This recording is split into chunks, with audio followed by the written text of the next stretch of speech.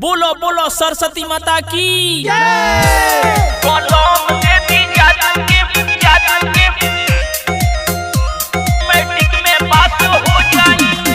Aryan recording studio Kuchaikot.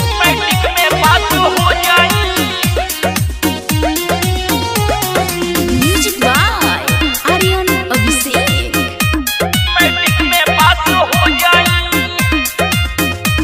मैं दुख हम सुनावतनी सब खुल के हम बतावतनी। मैं दुख हम सुनावतनी सब खुल के हम बतावतनी। जब जइले पढ़े हम कापी धके सो जाई। कलम दे दी जादू के मैट्रिक में पास हो जाई।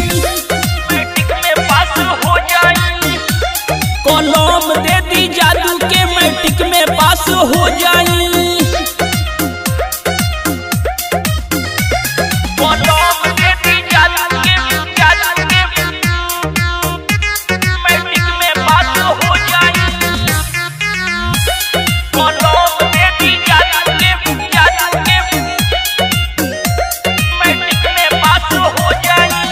बरबर फेल होके गईनी अगुताई। एही से तहरा लगे आइल बानी माई। बरबर फेल होके गईनी अगुताई। एही से तहरा लगे आइल बानी माई। ऐसन कृपा करी सब लोग में खस हो जाई।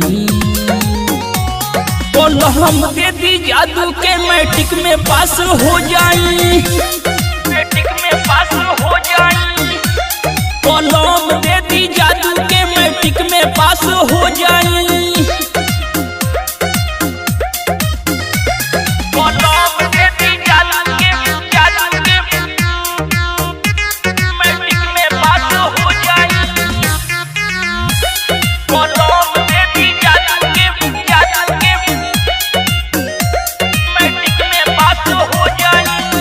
अजय पटेल के लोगे बुझता ना लायक। ना बस होखेम तो बन जायब गायक। सभे नगेंद्र के तो बुझता ना लायक। ना बस होखेम तो बन जायब गायक। फसल हम पंडाल रखे माई ऐसन जदी हो जाई। कलम दे दी जादू के मैट्रिक में पास हो जाई। कलम दे दी जादू के मैट्रिक में पास हो जाई। Mix by Aryan recording studio Kuchaikot.